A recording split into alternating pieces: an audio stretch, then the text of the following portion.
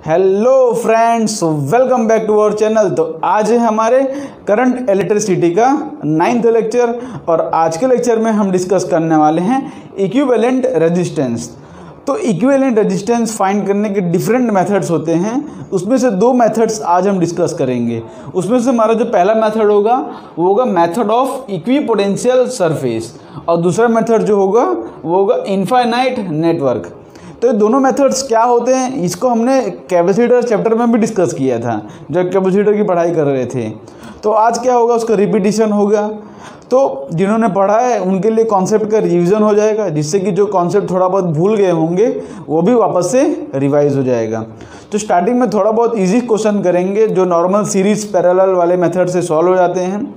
तो ये सब मेथड हम वहाँ यूज़ करते हैं जहाँ नॉर्मल सीरीज पैरेलल मेथड काम नहीं करता या हमको सीरीज पैरेलल सर्किट दिखाई नहीं देता, तब ये मेथड से हम सर्किट को रीड्रॉ करके सीरीज पैरेलल वाला कुछ फॉर्म ला के और फिर हम उसको सॉल्व कर दें। ओके, तो आपको क्या करना, सारे पॉइंट्स नोट करना, क्वेश्चन शायद उसको पॉज करके ट्राई करना। तो इतने इन्फॉर्मेशन के साथ शुरू करते हैं अपना लेक्चर।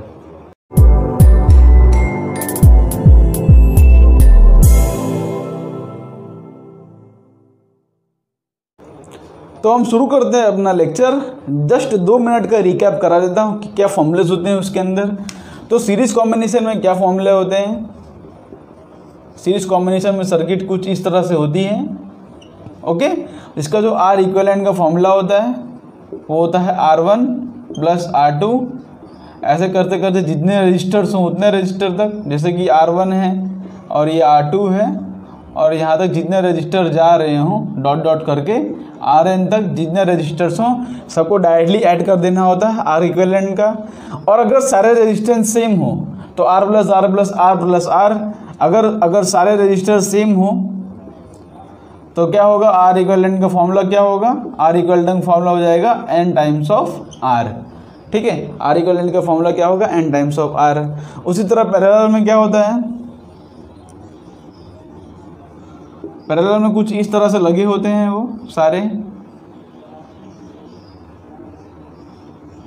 इस तरह से n सर्किट अगर पैरेलल में लगे हों तो उसका फॉर्मूला क्या होगा, सपोज ये R1 है R2 है, ऐसे करते करते Rn तक गया तो इसका इक्विवेलेंट कैपेसिटेंस इक्विवेलेंट रेजिस्टेंस का फॉर्मूला होता है 1/R equivalent equal to 1/R1 + 1/R2।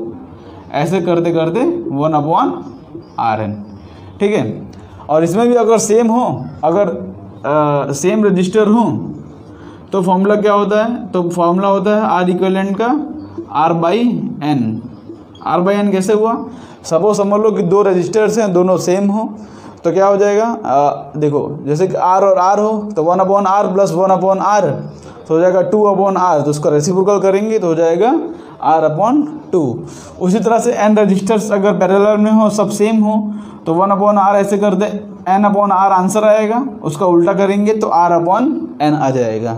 ठीक है, जैसे एग्जांपल दोस्त इस तरह से पैरेलल में लगे हों, ये भी R है और ये भी R है, दोनों पैरेलल में हैं, तो इसका आंसर क्या हो जाएगा, डायरेक्टली बोलो R/2, क्योंकि 2 रजिस्टर्स हैं पैरेलल में हैं तो R/n नंबर ऑफ रजिस्टर्स, यहाँ 2 है तो 2 आ गया।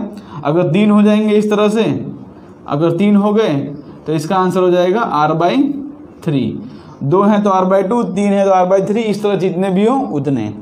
ठीक है, जो रेजिस्टेंस की वैल्यू है उसको नंबर ऑफ रजिस्टर से डिवाइड कर दो तो उसका फॉर्मूला आ जाएगा R/n, सिंपल सा। और 2 रजिस्टर्स हो तो उनमें आर इक्विवेलेंट फाइंड करने का फॉर्मूला क्या होता है, आर इक्विवेलेंट का फॉर्मूला होता है R1 R2 / R1 + R2, ये उसका फॉर्मूला होता है।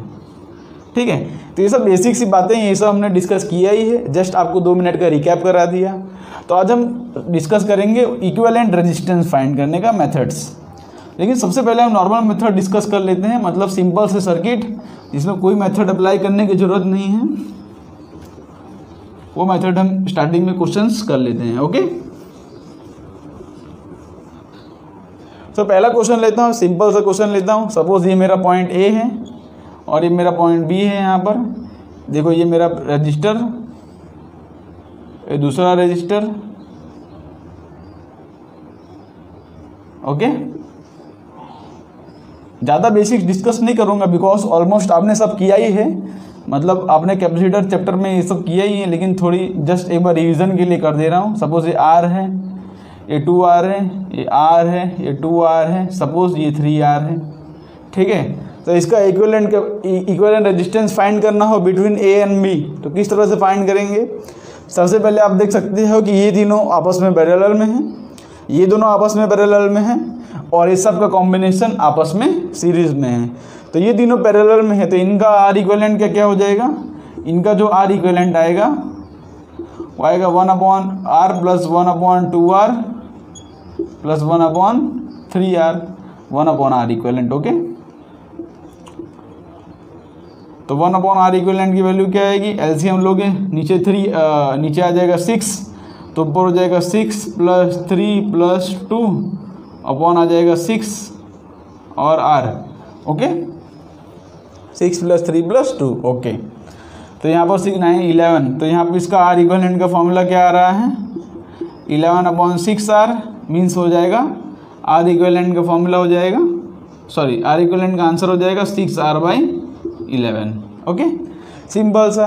तो इसका R 6/R/11, इसका क्या हो जाएगा? 2R और R का दो कैपेसिटर हो तो फॉर्मूला लगाओगे R इक्विवेलेंट का, R1 R2 means 2R into R upon 2R plus R हो जाएगा 3R, तो इसका हो जाएगा 2R/3।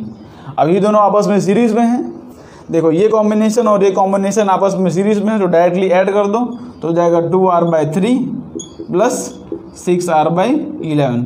तो जो भी इसका आंसर है वही इसका आंसर होता है। तो ये सिंपल सी सर्किट थी, जहाँ हमको सीरीज पैरेलल दिख रहा है तो उसको किस तरह से सॉल्व करें वो हम देखते हैं। इसके बेस पे एक दो एग्जाम्पल और देखते हैं।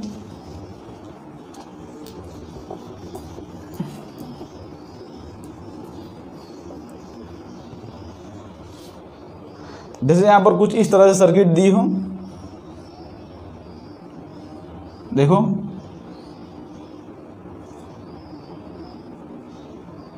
सपोज ये मेरा पॉइंट A है और ये मेरा पॉइंट B है। सपोज ये R है, ये 3R है और ये 6R है। ओके, हमको फाइंड करना है equivalent resistance between A and B। तो A एंड B के बीच में हमको इक्विवेलेंट रेजिस्टेंस फाइंड करना है। तो आप देख सकते हो कि ये दोनों जो हैं आपस में सीरीज में है कि नहीं सीरीज में, क्योंकि A और B के बीच में ढूंढना है ना। तो ये दोनों आपस में देखो सेम वायर से कनेक्टेड हैं, सीरीज में हैं, तो सीरीज में हो जाए डायरेक्टली ऐड कर देंगे। 6 प्लस 3 हो जाएगा 9, है ना। तो इसका जो आंसर आ जाएगा वो हो जाएगा 9R। अब देख सकते हो 9R और R, क्योंकि A और B के अक्रॉस फाइंड करना है हमको, तो 9 और R दोनों आपस में पैरेलल में हैं। तो इसका जो R इक्विवेलेंट हो जाएगा वो हो जाएगा 9R² upon 9R plus R 10R। तो एक R से R कैंसिल, तो हो जाएगा 9R/10। तो इस तरह क्वेश्चन किस तरह से सॉल्व किया जाए आप समझ सकते हो। इसका एक्सटेंशन अगर करें तो देखो इस तरह से क्वेश्चन एक लेता हूँ, इसको आप खुद से पॉज करके ट्राई करो।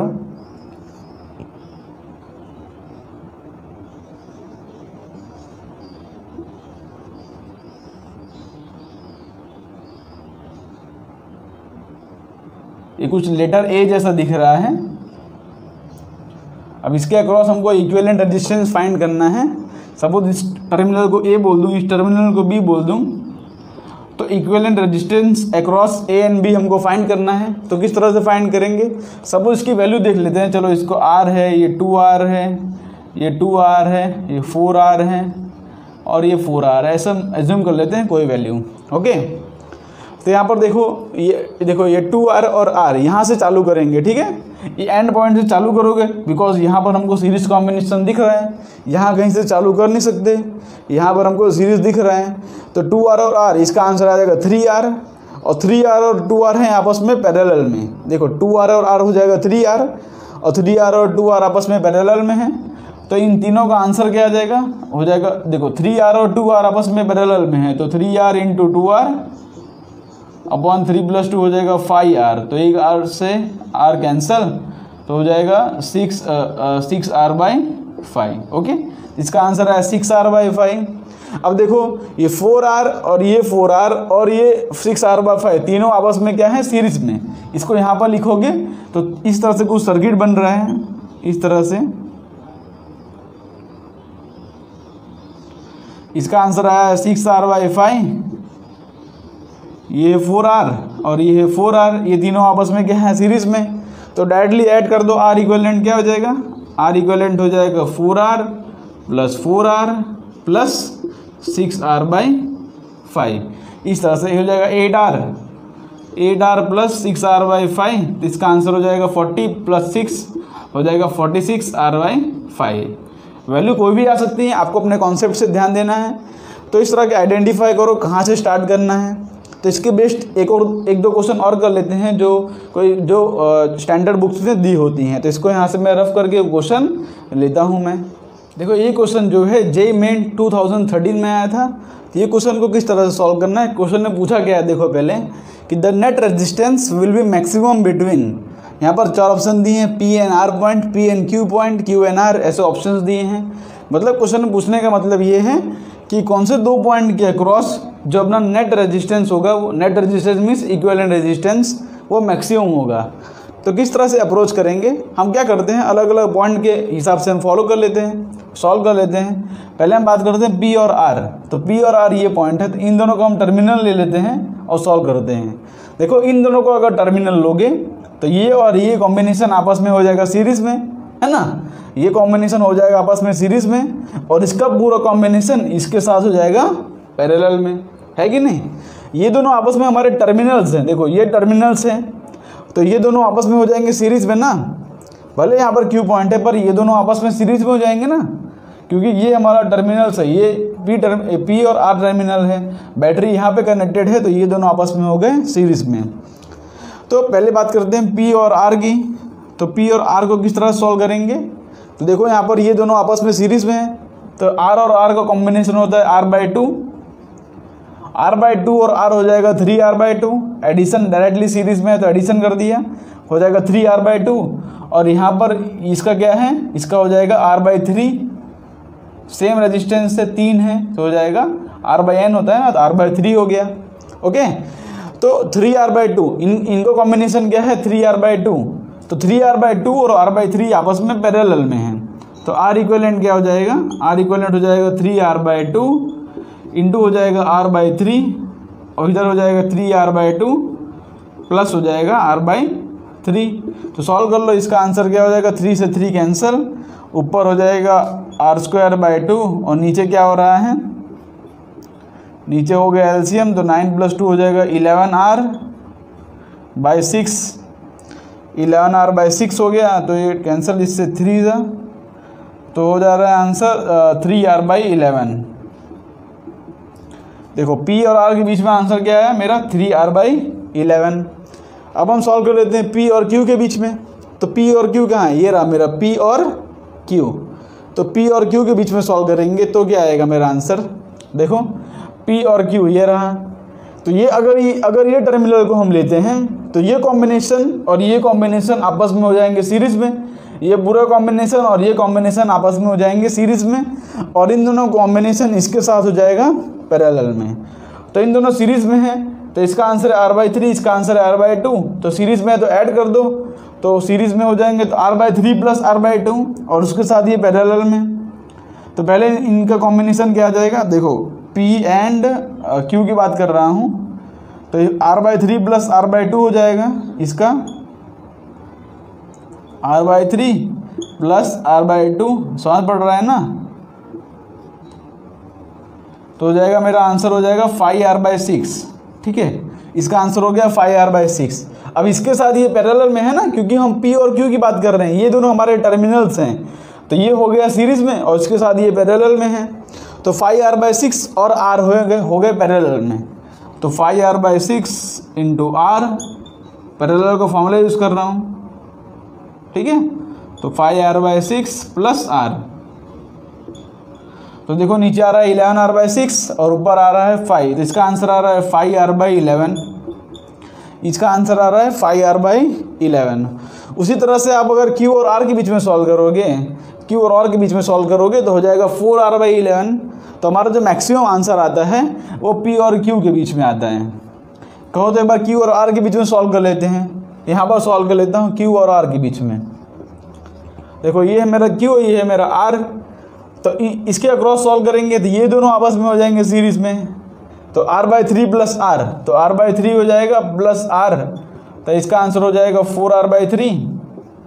ओके, अब 4r/3 और r/2, बिकॉज हम q और r के बीच में सॉल्व कर रहे हैं, तो 4r/3 और r/2 आपस में हो जाएंगे पैरेलल में, तो 4r/3 इंटू r/2 अपॉन नीचे हो जाएगा 4r/3 प्लस r/2, तो इसका आंसर हो जाएगा मेरा 4r/11। तो यहाँ पे जो मैक्सिमम हमारा आंसर आ रहा है वो आ रहा है 5r/11, मीन्स हमारा जो P एंड Q के बीच में जो हमारा आंसर है वो है मैक्सिमम, इसलिए हमने इसको टिक कर दिया P एंड Q। तो होप्स तो आपको ये क्वेश्चन समझ पड़ा होगा।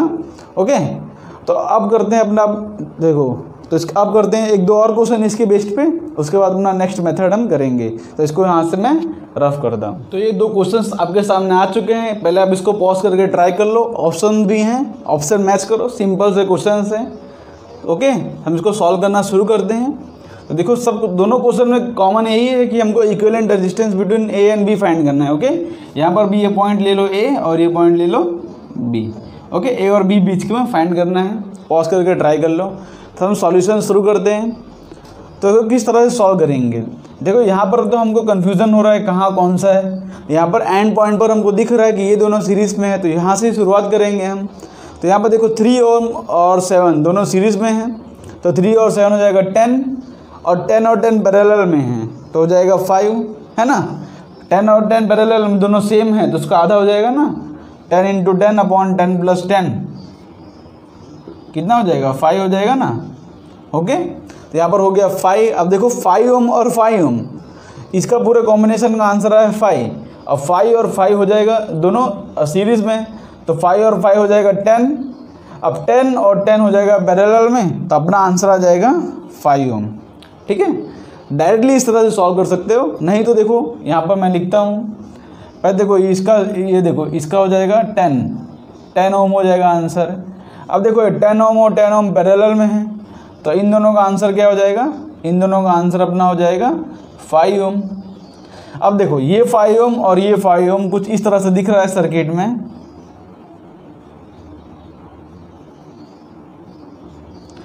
देखो ये 5 है और ये 5 है, देखो 5 देखो इस तरह से दिख रहा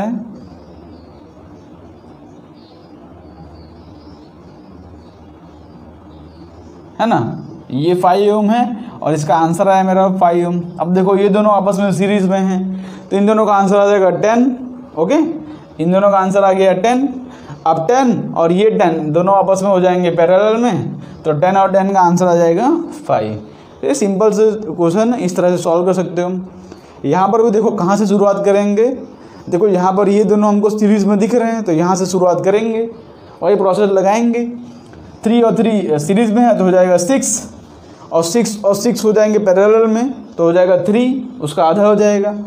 और 3 और 3 हो जाएंगे 6, क्योंकि सीरीज़ में हो जाएंगे, और फिर 6 और 6 पैरेलल में हो जाएगा 3, फिर से वही 3 और 3 सीरीज़ में हो जाएगा 6, और 6 और 6 पैरेलल में हो जाएगा 3। ओके, और फिर उसके बाद 3 और 3 हो जाएंगे सीरीज़ में हो जाएंगे 6, तो हो जाएगा 6 और 3 आपस में क्या है, पैरेलल में है। 6 और 3 आपस में पैरेलल में हो जाएंगे, तो आंसर आ जाएगा 2, बिकॉज 6 और 3 का पैरेलल कॉम्बिनेशन क्या होता है, 6 इंटू 3 अपॉन 6 प्लस 3, तो हो जाएगा 2। तो अपना आंसर क्या आ जाएगा 2 ओम। सिंपल से, नहीं समझ में आया तो इसको स्टेप बाय स्टेप भी करो, कोई दिक्कत नहीं है।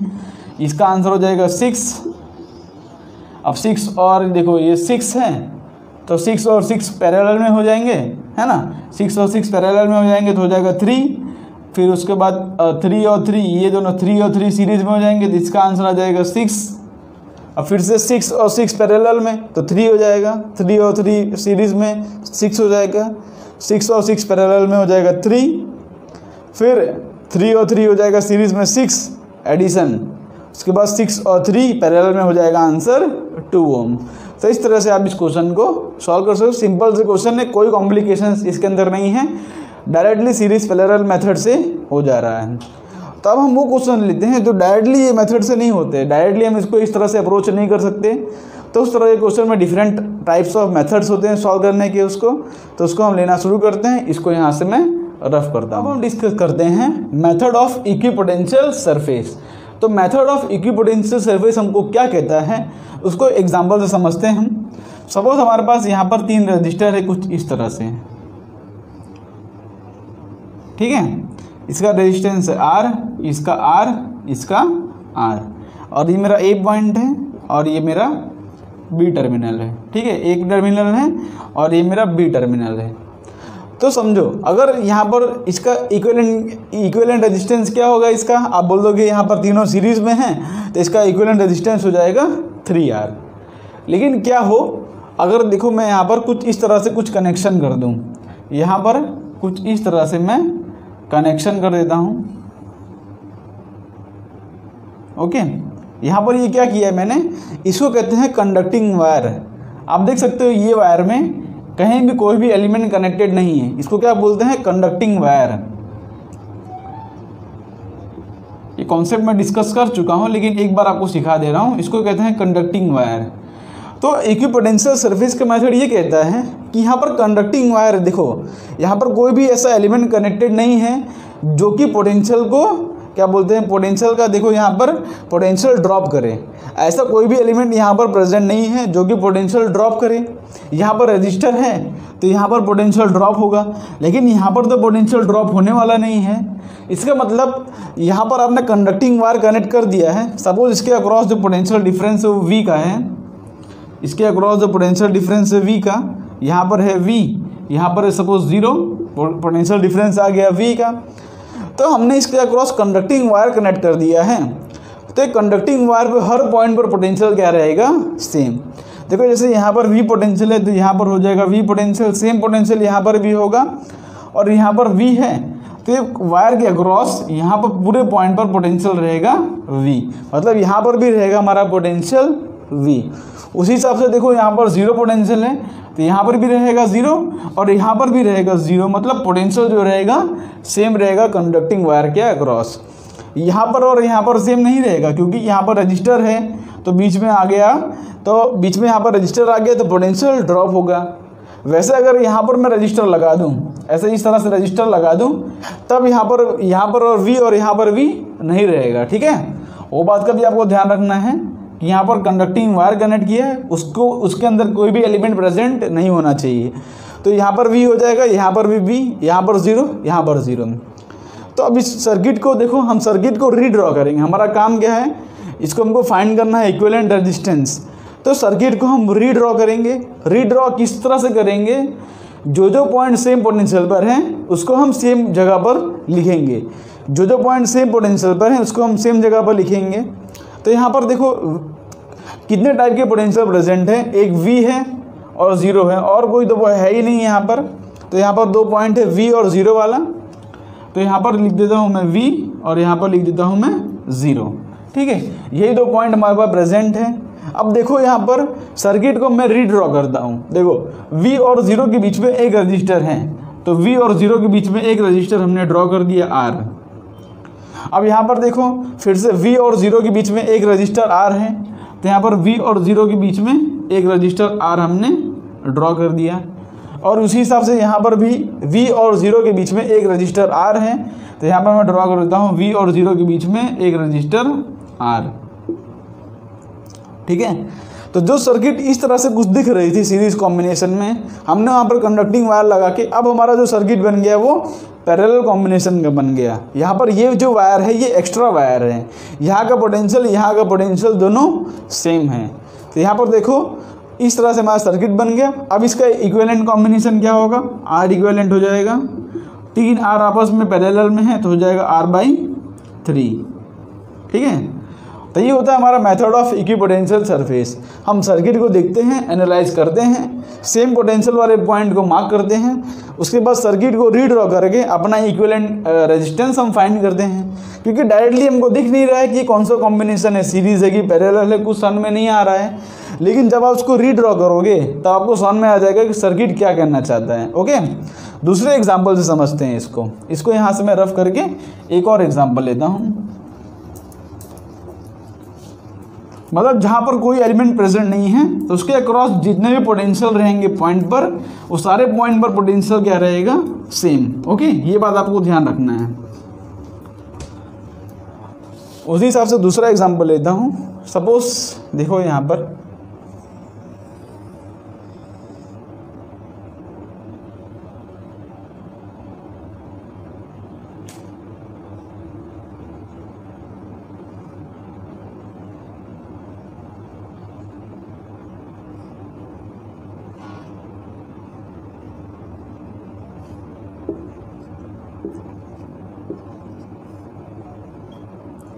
ठीक है, यहाँ पर सपोज ये पॉइंट मेरा ए है और यहाँ पर ये पॉइंट मेरा बी है।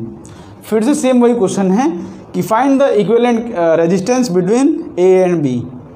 तो इसको भी किस तरह से अप्रोच करेंगे, यहाँ पर देख सकते हो कि यहाँ पर इस सर्कुलर सेक्शन के अक्रॉस कोई भी एलिमेंट प्रेजेंट नहीं है। ठीक है, ये नॉर्मल सा एक वायर है।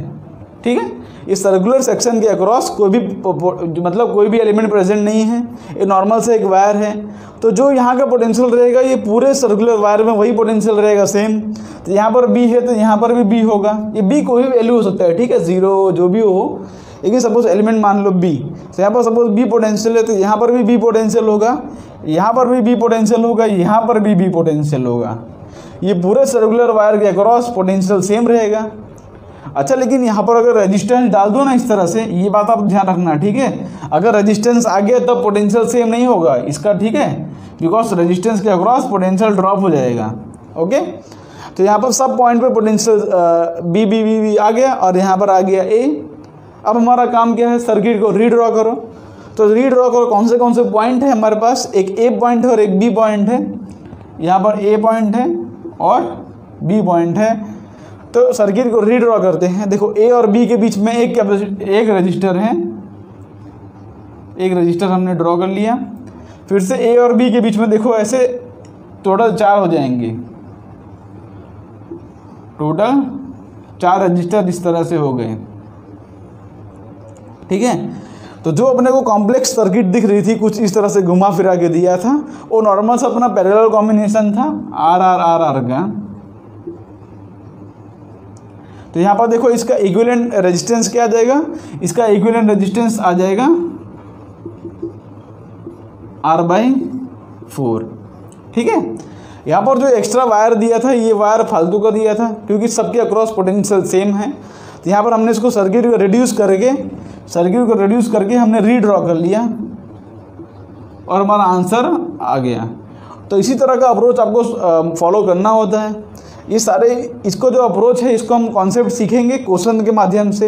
यहाँ पर 2-3 क्वेश्चन लेता हूँ इसी के मेथड का, जिससे कि आपको ये कॉन्सेप्ट जो है एकदम परफेक्टली क्लियर हो जाए। तो इसको यहाँ से रफ करके 2-3 क्वेश्चन यहाँ पर मैं ड्रॉ कर देता हूँ। ओके, तो इसको यहाँ से मैं रफ करता हूँ। तो यहाँ पर देखो 2 क्वेश्चन आपके सामने आ चुके हैं, सेम उसी मेथड के हैं, इक्विपोटेंशियल वाले।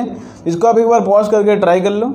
ठीक है, तो हम इसको सॉल्यूशन करना शुरू करते हैं। इजी कॉन्सेप्ट है। ओके, मैं इसको सॉल्यूशन करना शुरू करता हूँ इन 3, 2, 1। ओके, तो सॉल्व करते हैं इसको।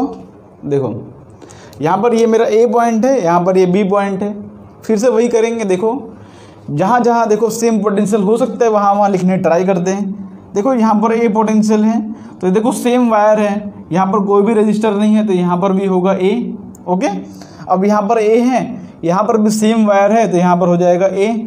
यहाँ पर ए नहीं होगा क्योंकि यहाँ पर बीच में रजिस्टर आ गया, तो यहाँ पर सेम नहीं होगा, ये बात ध्यान रखना। ओके, उसी हिसाब से देखो यहाँ पर बी है तो यहाँ पर बी नहीं होगा क्योंकि बीच में क्या आ गया, रजिस्टर।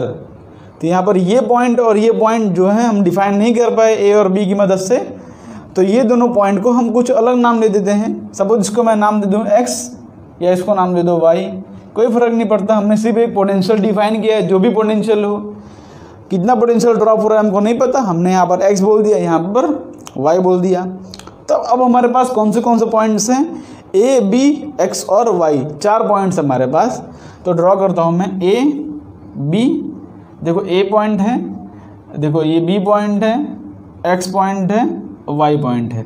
हमारे पास 4 पॉइंट है, ए एक्स और वाई और बी। तो अब जिसके अक्रॉस जो रजिस्टर दिया है हम देखते हैं। देखो ए और एक्स के अक्रॉस 6 ओम का है, तो ए और एक्स के अक्रॉस है 6 ओम का। अब देखो फिर से ए और एक्स के अक्रॉस है 6 ओम का, तो यहाँ पर लिखोगे 6 ओम। ठीक है, जो एलिमेंट थे हमने उसको लिख दिए। हमारे पास 4 थे, ए एक्स और वाई और बी। यहाँ पर इस पॉइंट और ये पॉइंट का हमको पोटेंशियल नहीं पता था, तो हमने इसको डिफाइन किया x। तो यहाँ पर ये भी पॉइंट का हमको नहीं पता, इसको हमने डिफाइन किया y। यहाँ पर ये b था तो ये b नहीं हुआ क्योंकि बीच में था रजिस्टर। ये a, देखो ये a था तो यहाँ पर ये a नहीं हुआ क्योंकि बीच में आ गया रजिस्टर। लेकिन ये a था तो यहाँ पर ये हो गया, यहाँ पर a था तो यहाँ पर ये हो गया क्योंकि बीच में कोई भी रजिस्टर नहीं है। ठीक है, तो x और y के बीच में है 1 ओम का, तो यहाँ पर x और y के बीच में है 1 ओम का। ठीक है, उसके हिसाब से y और b के बीच में है 2 ओम, तो y और b के बीच में है 2 ओम का। a और b, देखो a और b के बीच में है 3 ओम का, तो यहाँ पर a पॉइंट और b पॉइंट के बीच में है 3 ओम का। ठीक है, तो हमने इसको भी ड्रॉ कर दिया। तो सर्किट को हमने रीड्रॉ कर लिया। क्या किया, सर्किट को रीड्रॉ। यहाँ पर कुछ समझ में नहीं आ रहा था लेकिन यहाँ पर समझ में आ रहा है, ये सब सीरीज में है, उसके साथ ये पैरेलल में है, यहाँ पर समझ में आ रहा है। ठीक है, तो अब देखो यहाँ पर, अब जो इसका आंसर आप इजीली निकाल सकते हो। गिन लो यहाँ पर कितने रजिस्टर्स हैं। यहाँ पर 1 2 3 4 5, तो यहाँ पर ये टोटल 5 आने चाहिए, 1 2 3 4 5। ओके, सेटिस्फाई हमेशा गिन के एक बार चेक कर लिया करो। तो सॉल्व करते हैं। देखो ये दोनों पैरेलल में हैं, तो 6 और 6 का हो जाएगा 3, 3 + 1 हो जाएगा 4 + 2 हो जाएगा 6, और 6 और 3 आपस में है पैरेलल में, तो इसका आंसर डायरेक्टली क्या हो जाएगा, 2 ओम। 6 और 3 पैरेलल में हो जाएगा तो आ जाएगा 2 ओम। 6 × 3/6 + 3, तो इसका आंसर क्या हो जाएगा, 6 × 3/6 + 3, तो आ गया इसका आंसर 2 ओम। ओके, देखो 6 और 6 पैरेलल में थे तो हो गया 3, 3 + 1, ये सब सारे सीरीज में हैं, तो 3 + 1 4 + 2 6। अब इसका आंसर पूरा 6 आया, 6 और 3 हो गए पैरेलल में, तो अपना आंसर आ गया 2 ओम। तो इसका आंसर क्या है, 2 ओम। तो यहाँ पर अब ये क्वेश्चन कर लेते हैं। देखो ये ए पोटेंशियल है, ये बी पॉइंट है, ये ए पॉइंट है, ये बी पॉइंट है। फिर से वही काम करते हैं, जो पॉइंट सेम पोटेंशियल पर उसको सेम पोटेंशियल पर लिखते हैं। देखो ये ए है, बीच में कोई भी रजिस्टर नहीं है तो ये भी ए हो जाएगा। ठीक है, ये बी है, बीच में कोई रजिस्टर नहीं है तो ये हो जाएगा बी पॉइंट। ओके, यहाँ पर बीच में ये जो ड्रॉ किया है इसको क्रॉस ओवर कहते हैं, मतलब बीच में सर्किट जो है आपस में कनेक्ट ना हो जाए, इसलिए हमने इसको ऊपर से इस तरह से ड्रॉ कर दिया है। ये सर्किट अलग है, ये अलग अलग है। तो यहाँ पर देखो हमारे पास 2 पॉइंट है, ए और बी, तो ए और बी को लिख लो इस तरह से। अब ए और बी के बीच में कौन से हैं, देखो एक 4 ओम है, तो एक 4 ओम को ड्रॉ कर लो, ये है 4 ओम। दूसरा भी एक 4 ओम है, उसको भी ड्रॉ कर लो, 4 ओम।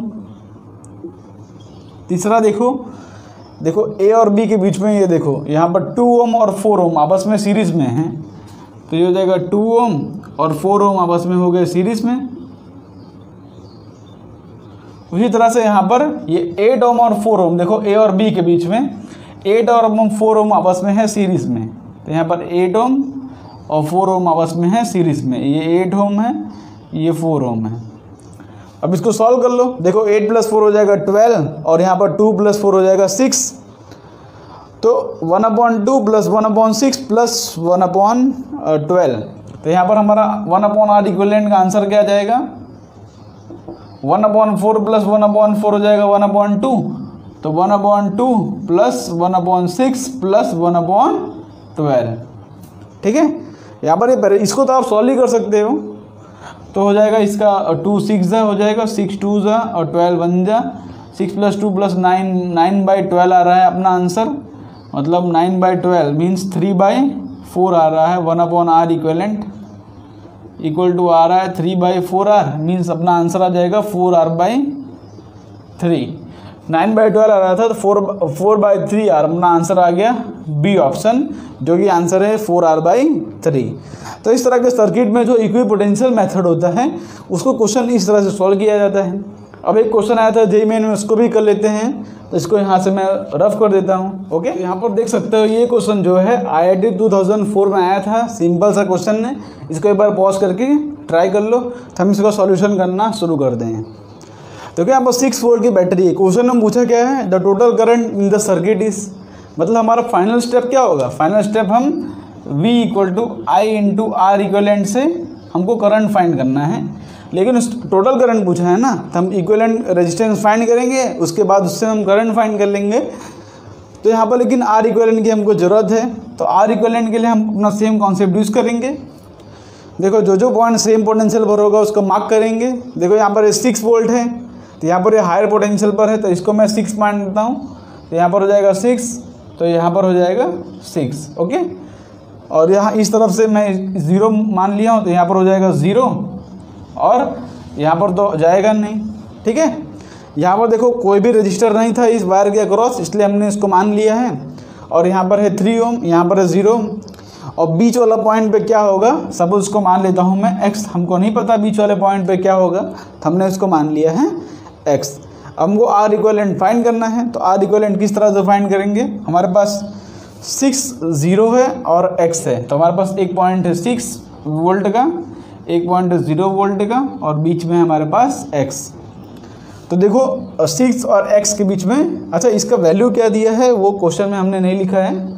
इसका जो वैल्यू है वो 2 ओम दिया, ठीक है। ये वैल्यू जो है 2 ओम दिया था, क्वेश्चन में लिखा नहीं था, ठीक है। अभी से इसको पॉज करके ट्राई कर लो, कोई बात नहीं। तो यहाँ पर 2 ओम दिया है, तो 6 और x के बीच में है 2 ओम, और x और 0 के बीच में है 1.5 ओम का। उसके बाद देखो देख सकते हो यहाँ पर 6 और 0 के बीच में है 3 वोल्ट का, तो 3 ओम का, तो यहाँ पर हो जाएगा 3 ओम। और देख सकते हो यहाँ पर कि 6 और x के बीच में, ये भी 6 और x था, ये भी 6 और उसके बीच में x है, तो यहाँ पर ये हो जाएगा कितना 6 ओम। तो यहाँ पर से इससे हम आर इक्विवेलेंट फाइंड कर लेंगे। आर इक्विवेलेंट क्या हो जाएगा, देखो 6 और 2 आपस में है पैरेलल में, तो हो जाएगा 6 × 2 अपॉन 6 + 2, और तो हो जाएगा 12/8। तो 12/8 हो जाएगा, मीन्स इसका आंसर जो हो जाएगा वो हो जाएगा 3/2। तो इसका हो गया 3/2, 3/2 और 3/2 दोनों आपस में है सीरीज में, तो इसका आंसर हो जाएगा 3, और 3 और 3 आपस में है पैरेलल में, तो इसका आंसर हो जाएगा 3/2। मतलब अपना आर इक्विवेलेंट क्या आ गया, आर इक्विवेलेंट आ गया 3/2 ओम। अब V = IR लगा दो, अपना आंसर आ जाएगा सिंपल। तो V = IR, V = I × R equivalent. ये है मेरा 6, V कितना दिया है अपने को, 6 दिया है, I फाइंड करना है, और R इक्विवेलेंट आया 3/2, तो इससे कैंसिल हो जाएगा। तो अपना करंट की वैल्यू क्या आ गई, करंट की वैल्यू आ गई 4 एम्पियर। टोटल करंट पूछा था, इसलिए हमने आर इक्विवेलेंट फाइंड करके करंट फाइंड कर दिया, ओके। तो इस तरह से ये क्वेश्चन को सॉल्व करना था। इसका जो आंसर है वो है 4 एम्पियर। सिंपल सा क्वेश्चन था, खाली हमको सेम पोटेंशियल वाले पॉइंट को मार्क करना था, और डायरेक्टली हमको सर्किट दिख जाएगा। अगर हम उसको रीड्रॉ करेंगे तो हमको सर्किट दिख जाएगा सीरीज पैरेलल कॉम्बिनेशन वाला, ओके। तो इसको रफ करके अब डिस्कस करते हैं अपना नेक्स्ट मेथड, इन्फिनिट सर्किट किस तरह से सॉल्व किया जाए वो हम डिस्कस करते हैं। इसको यहाँ से मैं रफ करता हूँ, ओके। तो अब डिस्कस करते हैं अपना नेक्स्ट मेथड, जो कि होता है इन्फिनिट रजिस्टर। तो इन्फिनिट रजिस्टर वाले क्वेश्चन बहुत ही इजी होते हैं, पहली बात तो ये बता दूं। दूसरी बात, इसका सिर्फ पर्टिकुलर मेथड होता है सॉल्व करने का, उसको पकड़ लो, बाकी क्वेश्चन तो इसके बहुत इजी होते हैं, बोर्ड एग्जाम में डायरेक्टली आते हैं 2-3 मार्क्स के। तो हम सॉल्व करना शुरू करते हैं। इसका पर्टिकुलर मेथड होता है, देखो यहाँ पर इस तरह की सर्किट दी है, देखो R2R R2R R2R, इस तरह से इन्फिनिट तक ये सर्किट रिपीट कर रहा है, R और 2R R2R इस तरह से रिपीट कर रहे हैं। तो इन्फिनिट सर्किट जब इस तरह से रिपीटिंग यूनिट में हो तो उसको किस तरह से सॉल्व किया जाए, उसका पर्टिकुलर अप्रोच होता है। अप्रोच क्या होता है, मतलब एक सिंपल सा बात है, देखो इसका जो इक्विवेलेंट रेजिस्टेंस है उसको हम फाइंड करना है। अब ये सर्किट बहुत दूर तक, इन्फिनिटी मतलब बहुत बड़ा होता है, ठीक है। तो इसको किस तरह से सॉल्व किया जाए, तो इसको हम क्या करते हैं, सबसे पहले अज्यूम कर लेते हैं कि इसकी इक्विवेलेंट रेजिस्टेंस क्या है। हम यहाँ पर ऐसे अज्यूम करते हैं कि सपोज इसका इक्विवेलेंट रेजिस्टेंस जो है पूरी सर्किट का जो इक्विवेलेंट रेजिस्टेंस है वो हम अज्यूम कर लेते हैं कि वो x है। मतलब ये पूरे का आंसर ही हमने अज्यूम कर लिया कि क्या है, x। अब हमारा मेन काम क्या है, हमको x ढूंढना है, x हमको फाइंड करना है ना, इक्विवेलेंट रेजिस्टेंस। तो हमने अज्यूम कर लिया है कि पूरे आंसर है उसका जो पूरा जो सर्किट है उसका आंसर जो है वो x है।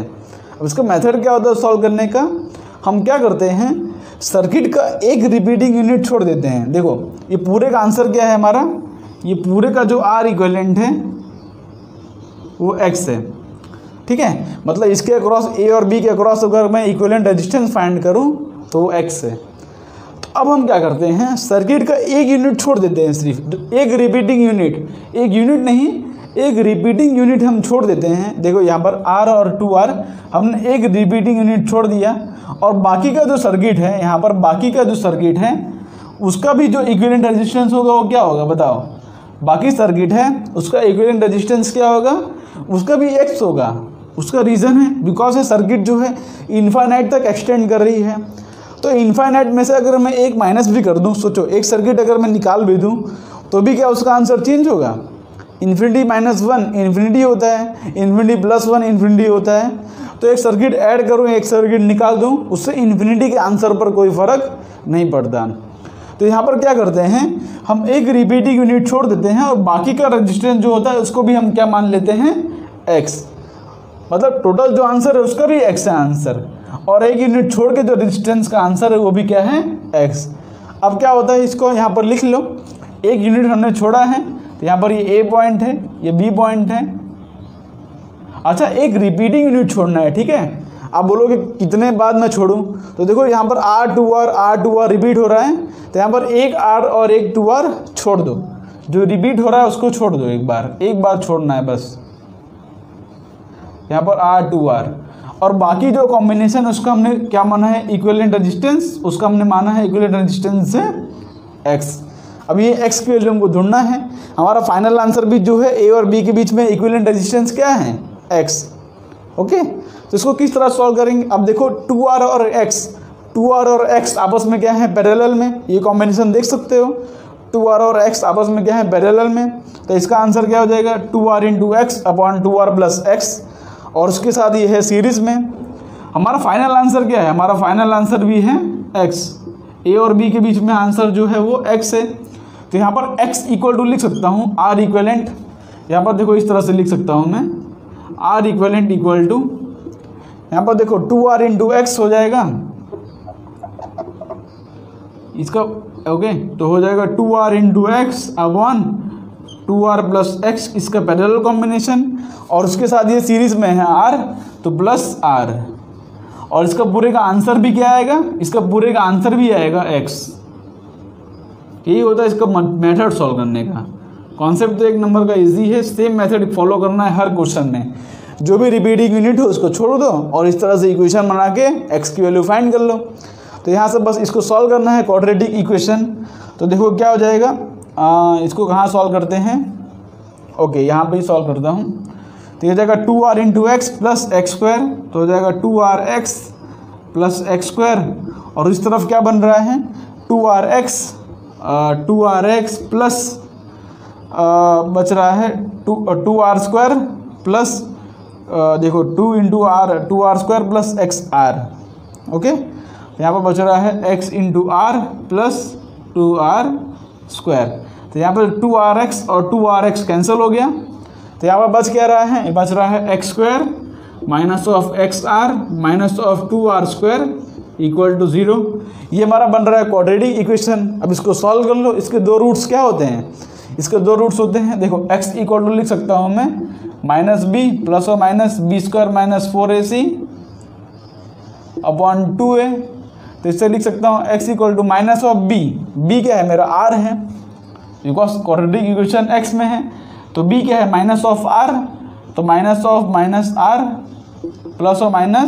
b², तो हो जाएगा r² -4a क्या है मेरा 1, और c क्या है मेरा 2r² -2r², जो कि प्लस ही हो जाएगा, माइनस माइनस तो प्लस ही हो जाता है, -2r²। तो देखो क्या हो जाएगा यहाँ पर, ओके 4ac, तो यहाँ पर हो जाएगा 2r², माइनस में है तो यहाँ पर हो जाएगा प्लस, और नीचे क्या है 2a, तो नीचे हो जाएगा 2।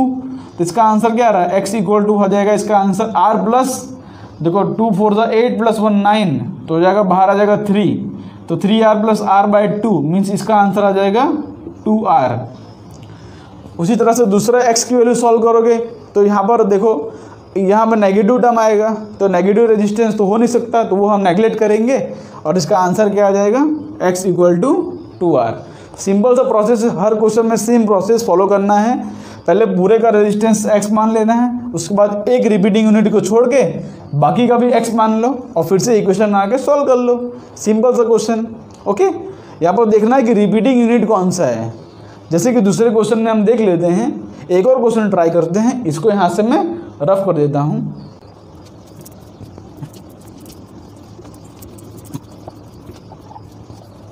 तो यहाँ पर देखो नेक्स्ट क्वेश्चन जो है आपके स्क्रीन पर आ चुका है। इसको भी एक बार पॉज करके ट्राई कर लो, सेम ही मेथड है। ओके, तो हम इसको सॉल्यूशन शुरू करते हैं।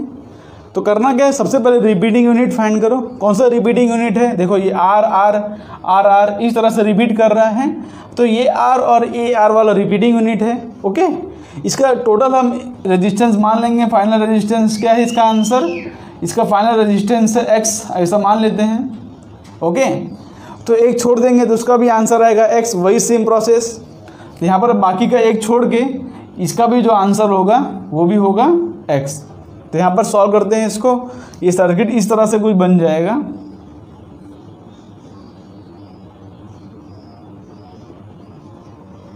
ये हो गया x, ये है r और ये है r, ये है मेरा a पॉइंट, ये है मेरा b पॉइंट। अब देखो r और x हो गया सीरीज में, तो r + x हो जाएगा और उसके साथ ये पैरेलल में है। तो देखो r और x सीरीज में, तो r + x उसके साथ ही पैरेलल में, तो r + x × x × r upon r + x + r equal to, इसका जो आंसर आएगा वो भी क्या आएगा, x। फाइनल आंसर भी हमारा क्या है, x। इसको सॉल्व कर लो आप, सिंपल सा question. r² + xr equal to, यहाँ पर क्या बन रहा है, यहाँ पर बन रहा है 2rx + x²। तो यहाँ से इक्वेशन क्या बनेगा, देखो इक्वेशन बनेगा x² + rx - r² equal to 0। अब एक ऑलरेडी इक्वेशन सॉल्व कर लो, x की वैल्यू फाइंड कर लो। सेम माइनस फॉर्मूला यूज करेंगे, x = -b, तो -r ± b², तो b² हो जाएगा r² -4a कितना है 1 और c कितना है -r²। ओके, अपॉन 2 × a हो गया 1। तो यहाँ से x की वैल्यू क्या आ गई, x की वैल्यू आ गई -r ± ये हो रहा 4r² + r² हो रहा है 5r² अपॉन 2। तो यहाँ से x की वैल्यू क्या हो जाएगी, x की वैल्यू हो जाएगी यहाँ से हो जाएगी, देखो r कॉमन निकाल लूँ तो हो जाएगा √5 -1/2। ये पॉजिटिव वैल्यू है। अगर यहाँ पे नेगेटिव लेंगे तो दोनों आंसर आ जाएगा नेगेटिव और हमारा आंसर नहीं आएगा, वो नेगेटिव रेजिस्टेंस तो हो नहीं सकता। ठीक है, तो यहाँ से x की वैल्यू क्या आ गई, r × √5 - 1/2। तो ये हमारे रेजिस्टेंस की वैल्यू, इनफाइनाइट सीरीज़ का आंसर है, ये है रेजिस्टेंस की वैल्यू। ओके, तो आज के लेक्चर के लिए बस इतना ही। ओके, आप लोग पढ़ाई करते रहो और इसके बेस्ड और भी क्वेश्चन सॉल्व करते रहो जो जो बुक्स में आपको मिलें। ओके, तो आप लोग पढ़ाई करते रहो। मिलते हैं आपको नेक्स्ट वीडियो में। और भी इसके मेथड्स होते हैं सॉल्व करने का, वो हम डिस्कस करेंगे। तब तक आप पढ़ाई करते रहो। ओके, तब तक के लिए बाय बाय।